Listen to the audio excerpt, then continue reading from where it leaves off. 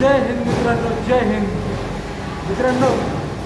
जसं की मी तुम्हाला बोललो होतो, साईबाबांचा आशीर्वाद, श्रीरामांचा आशीर्वाद आणि 140 कोटी हा मोदींचा परिवार यांचा आशीर्वाद मोदी साहेबांना भेटला आणि 4 जूनला 404 सीटा नाही, पण मोदी साहेबांना पूर्ण जनतेचा आणि 33 कोटी देवी देवतांचा आशीर्वाद भेटून आज केंद्रामध्ये आपले मोदी साहेब निवडून आले. आनंद वाटतो मला की ज्या व्यक्तींनी 10 वर्षात आपला भारत देश अशा पोझिशनमध्ये नेऊन ठेवला आहे की विदेशीतले देशातले लोक आज मोदी साहेबांना मोदी मोदी मोदी मोदी साहेब म्हणतात. Modi the boss. हा आहे आपल्या भारताची शान. ही मोदींनी वाढवली आहे 2014पासून तर आज 25 जून 2024पर्यंत आजच्या डेटला. तरी पण पॉलिटिक्स करतात लोक. संविधान बदलणार, संविधान बदलणार. संविधान कधीच बदलणार नाही. जे आपल्या डॉक्टर बाबासाहेब आंबेडकरांनी जे संविधान दिलेलं आहे ते त्यांच्या धोरणानेच आपला हा भारत देश सुरक्षित आहे. पूर्ण विश्व सुरक्षित आहे. मित्रांनो, एक गोष्ट लक्षात ठेवा. ज्या टायमाला मोदी साहेबांनी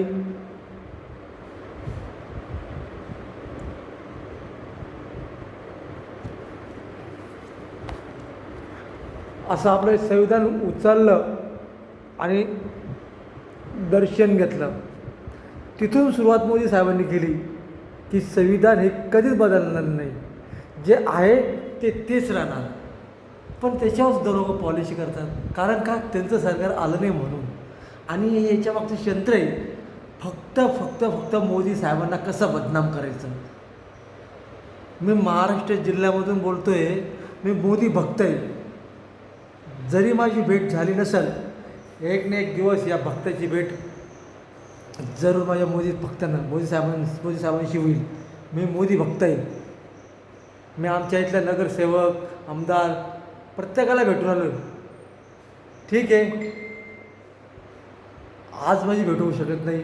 पण मित्रांनो, लक्षात ठेवा, जे तुम्ही आता खासदारकीच्या इलेक्शनमध्ये मोदी साहेबांना वोटिंग कमी दिले ना, हे वोट आता येणार हे जे इलेक्शन आहे आमदारकीचं, जास्तीत जास्त लोकांनी शिवसेना, धनुष्यबाण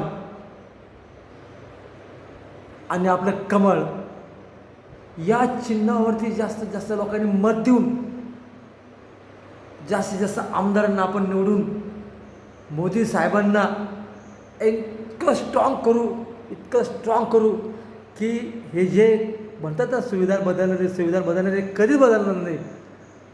ह्यांना फक्त काळं पाहिजे की मोदी साहेबांना कसं खाली ओढायचं, मोदी साहेब कधीच जाऊ शकत नाही. मोदी साहेबांनी जे रामाचं मंदिर केलं अयोध्यामध्ये, मोदी आणि योगींनी, त्याच्यानंतर अग्निवीरसारख्या योजना आणल्या, लोकांना नोकऱ्या दिल्या. नोकऱ्या कोण म्हणतो? नोकऱ्या नाही, प्रत्येकाला नोकरी आहे. जरी मी आज खाजगी ठिकाणी नोकरी करतो ना, मला जरी पगार कमी असेल ना, तर आज मोदी साहेबांच्या याच्यामुळे आम्ही आज सुरक्षित आहे. हा आमचा महाराष्ट्र राज्यच नाही, हा भारत देशातला प्रत्येक नागरिक हा सुरक्षित फक्त मोदीमुळे. हे काय करतात? संविधान बदलणारे काहीच बदलणार नाही. या जगामध्ये ना मोदी हे तो मुमकिन है. म्हणून जो राम को लाए है हमने उनको लाया है, इसलिए 2024 में अपने मोदी आए हैं. म्हणून मित्रांनो, जास्तीत जास्त सपोर्ट हा फक्त मोदी साहेबांनाच करा. आणि 2024मध्ये तर आहेच, पण अजून 5 वर्षानंतर नाही. मी पहिल्यांदा पण बोललो होतो, मी आज पण बोलतो आहे, फिर एक बार नाही, फिर बार मोदी सरकार. यांनी किती पण पॉलिसी केल्या, यांनी किती पण डांबर चोळायचा प्रयत्न केला, तरी सत्याचा हमेशा विजय होतो. मी जेव्हा मोदी साहेबांनी पंतप्रधान होण्याच्या तिसऱ्या टर्नला जेव्हा त्यांनी शपथ घेतली ना, तर 140 कोटी हा जो मोदींचा परिवार आहे ना, हा इकडे प्रत्येक जिल्ह्यामध्ये फटाके पडत होतं, फटाके. कारण का? मोदी है तो मुमकिन है. आणि मोदी असेल तर सगळ्या गोष्टी शक्य आहे. ते या जगात फक्त लुटून खाणारे लोक होते, पण देणारे फक्त आपलं मोदी सरकार आहे. म्हणून मित्रांनो, आज मला एकच सांगायचं आहे, आता 4 जूनचं आपलं इलेक्शन तर लावून झालं आहे. मोदी साहेब आपले केंद्रात आलेले. फक्त एकच सांगायचं मित्रांनो, इथून सांगतो तुम्हाला, इथून तुम्ही जो मोदी साहेबांना आशीर्वाद दिला ना, हा 5 वर्षासाठी, हा खूप छान आशीर्वाद दिलेला आहे. आणि हा आशीर्वाद हा तुमचा मुलगा नरेंद्र दामोदर मोदी हा देशासाठी बघा अजून काय करेल 5 वर्षात. बघा तुम्ही आपला देश कुठे नेलाच. चांगले चांगले लोक मोदी साहेबांना विचारतील, मोदी साहेबांचा सल्ला घेतील आणि घेतासुद्धा आहे. आणि शपथ घेतल्या दुसऱ्या दिवशी त्यांनी शेतकऱ्यांसाठी सुद्धा लगेच काहीतरी कोटींनी शेतकऱ्यांच्या अकाउंटवरती पैसे प्रत्येक व्यक्तीच्या अकाउंटवरती पैसे टाकले शेतकऱ्यांच्या. हे आहे मोदी साहेबांचं कर्तव्य, हे आहे मोदी साहेबांचं काम, हे तर मोदी साहेबांचे गुण. नाही तर 10 कोटी द्या आणि 5 कोटी ह्यांचंच घरामध्ये घाला आणि 5 कोटी जनतेला द्या आणि सांगताना 10 कोटी दिले म्हणून सांगा. हे चालत होतं 2014च्या अगोदर. टेबला खालून घेणं आणि देणं. रेल्वेमध्ये नोकरी पाहिजे तर जमीन द्या असतं ना. म्हणून सबका साथ सबका विश्वास हे फक्त आपले मोदी साहेबच करू शकतात. म्हणून मित्रांनो, एकच वचन आहे, आपल्या मोदी साहेबांना आपण जसं बळकट केलं आहे अजून 5 वर्षासाठी, याच्याहीपेक्षा जास्तीत जास्त आता परत जे इलेक्शन लागेल आमदारकीचं, जास्तीत जास्त आपल्या कमळ आणि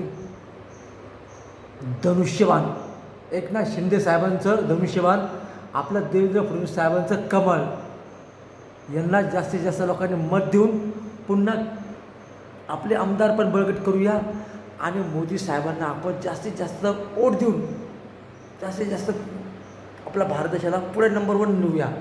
म्हणून मी सांगतो मित्रांनो, 2024मध्ये पुन्हा एकदा BJP सरकार आलं, मला आनंद झाला.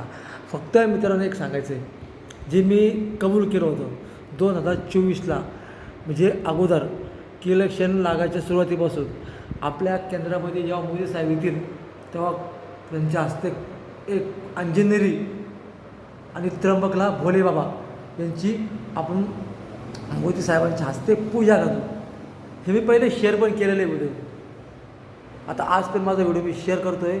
मित्रांनो, जास्तीत जास्त हा माझा मेसेज जास्तीत जास्त लोकांवर जाऊ द्या.